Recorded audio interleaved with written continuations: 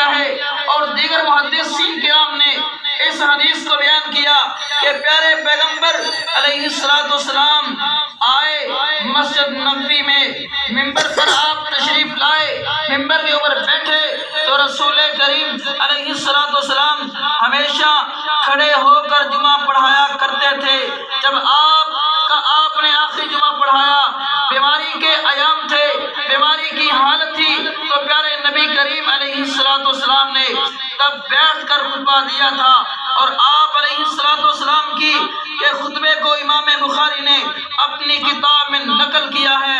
تو پیارے پیغمبر علیہ السلام نے خطبے کا آغاز اس بات سے کیا تھا، عبد خیرہ اللہ بین ان یؤتیہ سہرۃ الدنیا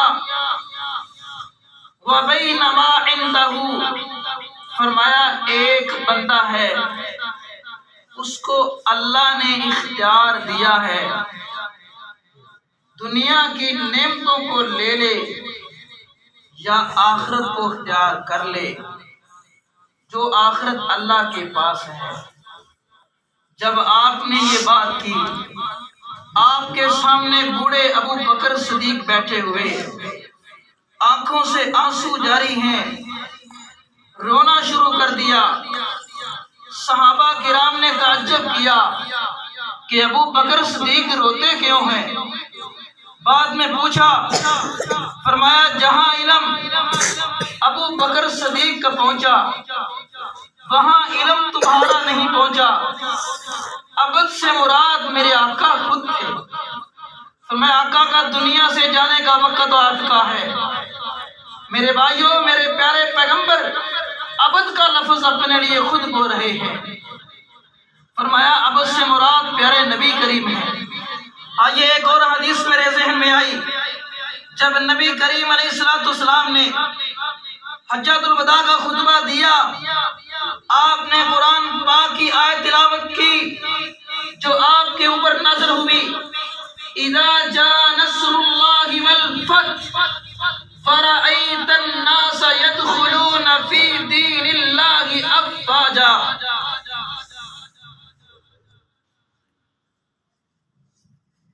اے نبی، اللہ تعالیٰ کی مدد آ گئی ہے، فتح مل گئی ہے، مکہ فتح ہو گیا ہے۔ فرأیت الناس يدخلون فی دین اللہ افواجا، اب لوگ دین میں گروہ در گروہ داخل ہو گئے اور داخل ہو رہے ہیں۔ جب یہ اس صورت کی آیت تلاوت کی، ابو بکر صدیق کے علم کا اندازہ لگاؤ، پھر بھی رونا شروع کر دیا۔ صحابہ نے پوچھا بوڑھا کیوں روتا ہے؟ فرمایا تمہیں نہیں پتا، جہاں علم ابو بکر صدیق کا پہنچا ہے وہاں تمہارا نہیں پہنچا۔ مدد آ گئی، فتح مل گئی، لوگ اسلام میں گروہ داخل ہو گئے اور داخل ہو رہے ہیں۔ فرمایا اللہ کے نبی کے دنیا سے جانے کا وقت آ چکا۔ جب آپ نے یہ الفاظ خطبے میں پڑھے، ابو بکر صدیق نے رونا شروع کر دیا۔ میں بتا کیا رہا ہوں، علم، ایمان اس امت میں سب سے زیادہ کس کا ہے؟ کس کا ہے؟ ابو بکر صدیق کا۔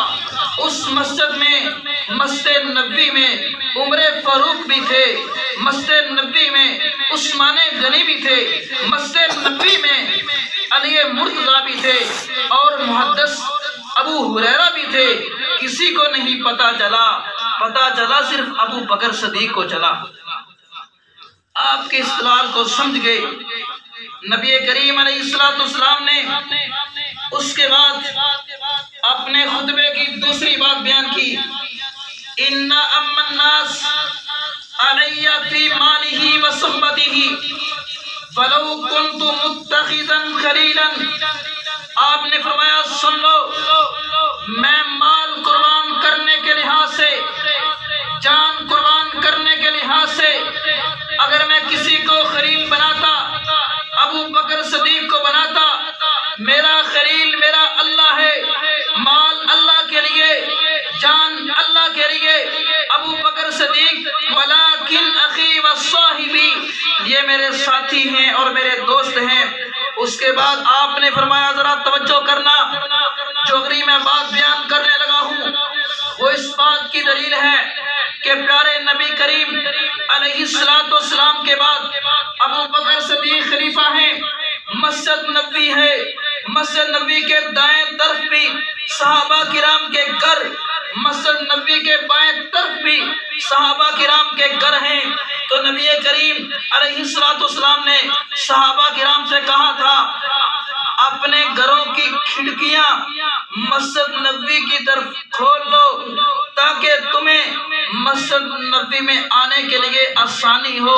اور صحابہ کرام جن کے گھر مسجد نبوی کے بالکل دیوار کے ساتھ تھے انہوں نے کھڑکیاں کھولی، اپنے گھر کی کھڑکی کھولتے اور مسجد میں تشریف لے جاتے۔ جب آپ علیہ السلام نے آخری خطبہ دیا تھا آپ نے کہا لا تبقین فی المسجد خوخۃ الا خوخۃ ابی بکر، سارے اپنی کھڑکیوں کو بند کر لو، ابو بکر صدیق کی کھڑکی کو بند نہیں کرنا۔ اگر تم آج بھی جاؤ روضہ رسول کے پاس باب ابو بکر ہے، اوپر نظر مارو لکھا ہوا فی ہذہ خوخۃ ابی بکر، یہ وہ جگہ ہے جہاں پر ابو بکر صدیق کی کھڑکی تھی جو مسجد میں تشریف لا کر آتے تھے، مسجد میں تشریف لاتے تھے۔ یہ بات کس بات کی دلیل ہے؟ سارے کھڑکیاں بند کر لو، امام ہوگا میرے بعد ابو بکر ہوگا، خلیفہ ہوگا میرے بعد ابو بکر ہوگا۔ پیارے نبی کریم علیہ السلام بیمار ہوئے، آپ علیہ السلام کی زندگی میں آپ کی موجودگی میں 17 نمازیں پڑھائی۔ ابو بکر صدیق رضی اللہ تعالیٰ عنہ نے ایک دن ایسے ہوا آپ کی طبیعت کافی خراب تھی، آپ علیہ السلام نے کہا نماز کا ٹائم ہو گیا، آپ کو بتایا گیا، آپ نماز کے لیے جانے لگے تو آپ بے ہوش ہو کر زمین پر گر پڑے، پھر آپ کو ہوش آئی، واقع ہوا، آپ نے پوچھا نماز کا ٹائم ہو گئے؟ کہا جی ہاں، صحابہ آپ کا انتظار کر رہے ہیں۔ تو نبی کریم علیہ السلام پھر نماز کے لیے آپ اٹھنے لگے، آپ کی بے ہوشی طاری ہوئی، آپ زمین پر گر گئے، پھر آپ کو ہوش آئی، آپ نے دوبارہ پھر کہا، لوگوں نے نماز پڑھ لی ہے، صحابہ کرام نے کہا اور گھر والوں نے کہا ابھی نماز نہیں پڑھی، لوگ آپ کا انتظار کر رہے ہیں، ینتظرونک، لوگ آپ کا انتظار کر رہے ہیں۔ پھر آپ اٹھنے لگے، آپ کو پھر بے ہوشی طاری ہوئی، پھر آپ زمین پر گرے، آپ لیٹ گئے، جب آپ کو دوبارہ ہوش آئی آپ نے کہا کیا لوگوں نے نماز پڑھ لی ہے؟ تو فرمایا نماز نہیں پڑھی۔ فرمایا مروا ابا بکر فلیصلی بالناس، ابو بکر کو حکم دو کہ لوگوں کو نماز پڑھائے۔ یہ بات اس بات کی دلیل ہے کہ ابو بکر صدیق رضی اللہ تعالیٰ عنہ خلیفہ اول ہیں، بلا فصل ہیں نبی کریم علیہ السلام کے بعد۔ اور تیسری دلیل سنیں، عمر فاروق رضی اللہ تعالیٰ عنہ آپ بیمار ہیں، ابو داؤد کی روایت، امام ابو داؤد نے خلافت ابو بکر کا باب قائم کیا ہے، سب سے آخر میں روایت لے کے آئے عمر فاروق کو صحابہ کرام نے نماز کے لیے آگے کیا تھا۔ اللہ اکبر کی بات میرے پیغمبر کے کانوں میں پڑی تھی تو آپ علیہ السلام نے کہا نماز پڑھائے گا ابو بکر پڑھائے گا۔ عائشہ صدیقہ پاس تھی، کہا یا رسول اللہ صلی اللہ علیہ وسلم لوگ کیا کہیں گے، یہ اس کا سسر ہے اسی لیے خیال رکھا ہے۔ فرمایا عائشہ مومنوں کے علاوہ اللہ کے علاوہ ابو بکر کی امامت کا کوئی انکار نہیں کرتا، صحیح بخاری کی روایت ہے، مومنوں کے علاوہ اللہ کے علاوہ ابو بکر کی امامت کا کوئی انکار نہیں کرتا۔ تم وہ مکر کر رہی ہو جو یوسف علیہ السلام کے سامنے ہاتھوں کو کٹوانے والی عورتوں نے کیا تھا۔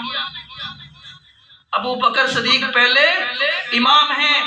3 دلیلیں، ایک عورت پیارے پیغمبر علیہ السلام کے پاس آئی تھی، صحیح بخاری کی روایت ہے، اتت امرأۃ النبی فامرها، ایک عورت پیغمبر کائنات علیہ السلام کے پاس آئی، آپ سے کوئی مسئلہ پوچھا، نبی کریم علیہ السلام نے فرمایا ان ترجع الیہ، قالت ارأیت ان جئت ولم اجدک، آپ کل آنا۔ اللہ کے نبی جی ارأیت ان جئت ولم اجدک، اگر میں کل آؤں آپ نہ ملے تو پھر، آپ کو نہ پاؤں تو پھر۔ لفظ ہے کأنہا لقول الموت، اس کی مراد تھی موت، کہ آپ دنیا سے چلے جائیں۔